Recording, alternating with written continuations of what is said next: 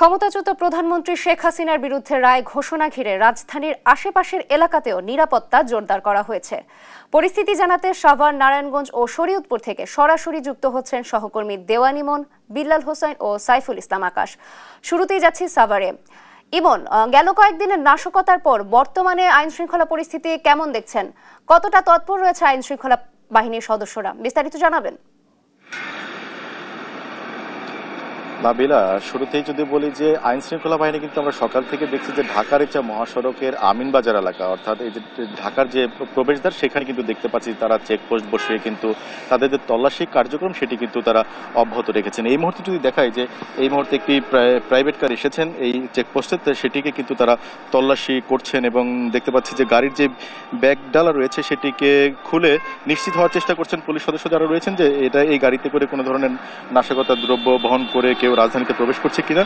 এবং এর মাধ্যমে আজকে যে মানবতা বিরোধী অপরাধ, অর্থাৎ জুলাই আগস্টে যে মানবতা বিরোধী যে রায়টি আজকে দেওয়া হচ্ছে শেখ হাসিনা এবং শেখ হাসিনা সহ 3 জনের বিরুদ্ধে, সেই রায়কে কেন্দ্র করে যেন কেউ রাজধানীতে প্রবেশ করে কোনো ধরনের নাশকতা সৃষ্টি করতে না পারে সেটি নিশ্চিতে কিন্তু আইন শৃঙ্খলা বাহিনীর সদস্যরা কিন্তু তাদের যে চেকপোস্ট বসিয়ে যে তল্লাশি কার্যক্রম এটি কিন্তু আমিনবাজার পয়েন্টে তারা এখন অবস্থান করছেন এবং এই কার্যক্রমটি পরিচালনা করছেন। এছাড়া কিন্তু আমরা দেখেছি যে ঢাকার যে মহাসড়কের আরও বেশ কয়েকটি পয়েন্টে কিন্তু একই কার্যক্রম অব্যাহত রয়েছে। এছাড়া যদি বলি যে আজকে সকাল থেকে এখন পর্যন্ত কিন্তু সাভারে কোনো নাশকতার খবর আমাদের কাছে নেই। আইন শৃঙ্খলা বাহিনীও আমাদেরকে সেটি নিশ্চিত করেছেন। তবে ভোররাতে কিন্তু আশুলিয়ার বেরোন এলাকায় একটি মিনি বাসে কিন্তু অগ্নিসংযোগের ঘটনা ঘটেছে। এর আগে কিন্তু গত রাত্রে সাভারের বিরুলিয়া এলাকায় কিন্তু আরও একটি বাসে অগ্নিসংযোগের ঘটনা ঘটেছে। এছাড়া একই রাতে কিন্তু গত রাত্রে কিন্তু ধামরাইতেও কিন্তু একটি বাসে অগ্নিসংযোগের ঘটনা ঘটেছে। এ নিয়ে গত 2 দিনে কিন্তু 5টি বাসে কিন্তু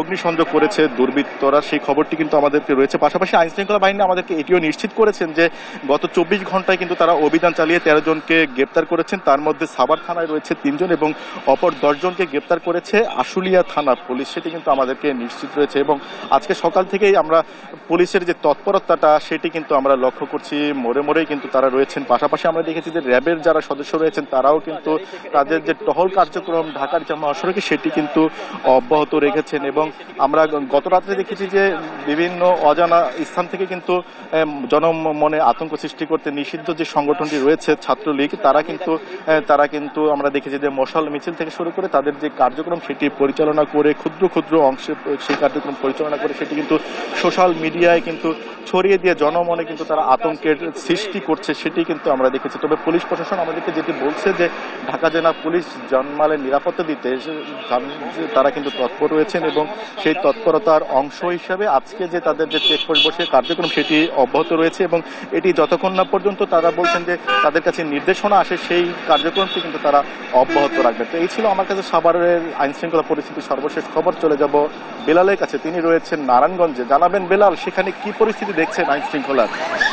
এবং সাভারের মতো একই পরিস্থিতি আসলে নারায়ণগঞ্জে, এবং ঢাকার খুব কাছে নারায়ণগঞ্জ হওয়ার কারণে আইন শৃঙ্খলা বাহিনীর সদস্যরা তারা কিন্তু গতকাল রাত থেকেই তৎপর ছিলেন। বিশেষ করে পুলিশ কিন্তু ঢাকা চট্টগ্রাম মহাসড়কের 9টি জায়গাতে চেকপোস্ট বসিয়েছেন। এছাড়া 26টি পয়েন্টে তাদের যে তল্লাশি সেটি চালিয়েই যাচ্ছেন। পুলিশের পাশাপাশি নারায়ণগঞ্জ শহরের চাষারা এবং বিভিন্ন জায়গাতে কিন্তু র্যাব সদস্যরা তল্লাশি চালাচ্ছেন। তারা কিন্তু নগরীর চাষারাতে চেকপোস্ট বসিয়ে এখানে তল্লাশি করছেন। অর্থাৎ এই নগরী থেকে যে সকল যানবাহন ঢাকামুখী রওনা হচ্ছেন কিংবা ঢাকা থেকে নারায়ণগঞ্জের দিকে আসছেন, সেই যানবাহনগুলোকে যেসব যানবাহন তাদের সন্দেহভাজন মনে হচ্ছে সেগুলোতে তারা তল্লাশি চালাচ্ছেন।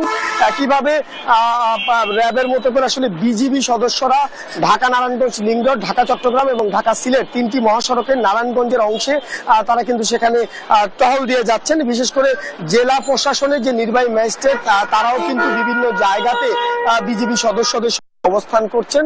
সবকিছু মিলে বলা যায় যে এই যে ক্ষমতাচ্যুত প্রধানমন্ত্রী শেখ হাসিনার যে রায়, সেই রায়কে কেন্দ্র করে নারায়ণগঞ্জে আইন শৃঙ্খলা বাহিনী সদস্যদের যে সতর্ক অবস্থান সেটি কিন্তু আমরা আজকে সকাল থেকে বেশ দেখতে পেয়েছি। এর আগে গতকাল রাত 1:30টার সময় ঢাকা নারায়ণগঞ্জ লিংক রোডের জেলা পরিষদ এলাকায় সেখানে কিন্তু একটি বাসে আগুন দেয় দুর্বৃত্তরা, এবং তারপর কিন্তু পুলিশ এবং ফায়ার সার্ভিস সদস্যরা দ্রুত সেখানে যায়।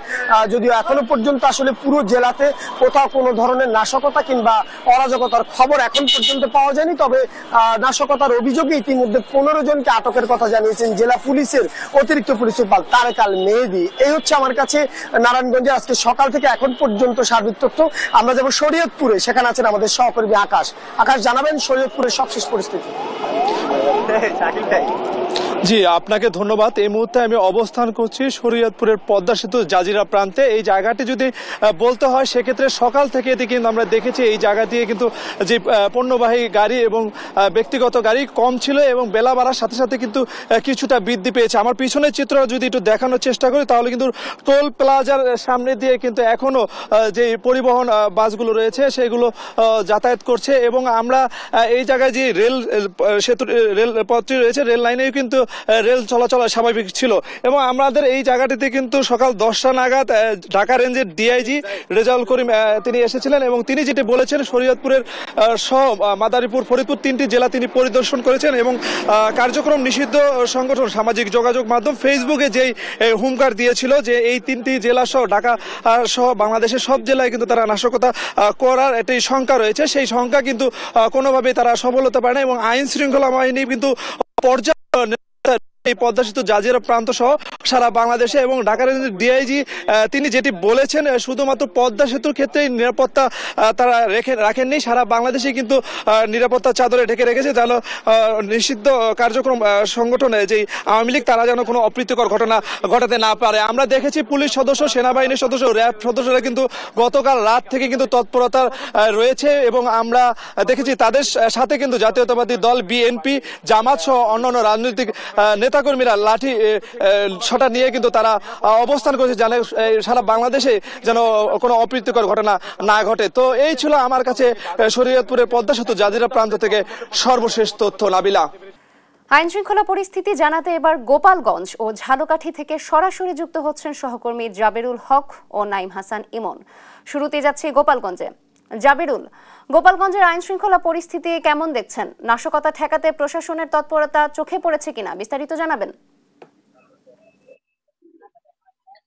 নাবিলা, আপনি জানেন যে সাবেক প্রধানমন্ত্রী শেখ হাসিনা সহ 3 জনের মামলার রায় আজ, এই রায়কে ঘিরে গোপালগঞ্জে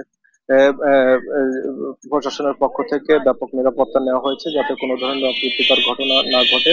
সকাল থেকে আমি শহরের বিভিন্ন স্থানে ঘুরে দেখেছি। আমি যদি একটু দেখাতে চাই যে এই স্থানটি, এটি হচ্ছে গোপালগঞ্জ শহরের খুবই গুরুত্বপূর্ণ একটি স্থান, বেদগ্রাম। এখানেই পুলিশের একটি টহল রয়েছে। এছাড়া এখানে আইন শৃঙ্খলা রক্ষাকারী বাহিনীর পাশাপাশি রাজনৈতিক দলের নেতৃবৃন্দরাও এখানে রয়েছেন। এখানে জামাত ইসলামের নেতৃবৃন্দরাও এখানে রয়েছেন যাতে আওয়ামী লীগের কর্মীরা কোনো নাশকতা ঘটাতে না পারে। শুধু তাই নয়, একটু কথা না বললেই নয়, সেটি হলো যে গোপালগঞ্জ সহ 4 জেলায় বিজিবি মোতায়েন করা হয়েছে। এর মধ্যে গোপালগঞ্জে 3 প্লাটুন বিজিবি মোতায়েন করা হয়েছে। এই 3 প্লাটুন বিজিবি সকাল থেকে আমরা দেখেছি যে গোপালগঞ্জে এর গুরুত্বপূর্ণ যে সকল রাস্তাগুলো রয়েছে সে সকল রাস্তা দিয়ে কিন্তু তারা সকাল থেকেই তাদের টহল চালিয়ে গেছে। এছাড়া গোপালগঞ্জে এই ঘটনাকে কেন্দ্র করে আসলে এখন পর্যন্ত কোনো নাশকতার ঘটনা কিন্তু এখনো গোপালগঞ্জে কোনো ঘটেনি। পুরো গোপালগঞ্জকে আইন শৃঙ্খলা রক্ষাকারী বাহিনীর সদস্যরা নিরাপত্তা চাদরে ঢেকে রেখেছেন। এই ছিল আমার কাছে গোপালগঞ্জ থেকে সর্বশেষ। আমাদের আরেকজন সহকর্মী রয়েছেন ঝালকাঠিতে, ইমন। আমরা চলে যাব তার কাছে। ইমন। জি, ধন্যবাদ জাবের। আপনি যেমনটি বলছিলেন ঝালকাঠিতেও এই আওয়ামী লীগের যে ঢাকা শাটডাউন এবং আজকে যে সাবেক প্রধানমন্ত্রী শেখ হাসিনা যে ফাঁসির রায়কে ঘিরে ঝালকাঠিতে আমরা দেখেছি যে গতকাল রাতে অর্থাৎ আজকে রাতে এবং ভোর রাতে ঝালকাঠি জেলার বেশ কয়েকটি স্থানে মহাসড়কে আওয়ামী লীগের যারা ছিল তারা টায়ার জ্বালিয়ে মহাসড়কে আগুন জ্বালিয়েছিল।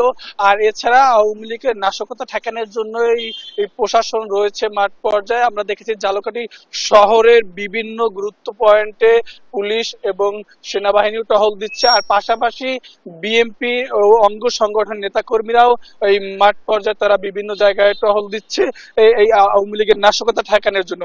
আমরা কথা বলবো এখানে একজন বিএনপির সঙ্গে যে আপনাদের আওয়ামী লীগের নাশকতা ঠেকানোর জন্য কি কি পদক্ষেপ নিয়েছেন আপনারা? ধন্যবাদ দেশজীবী।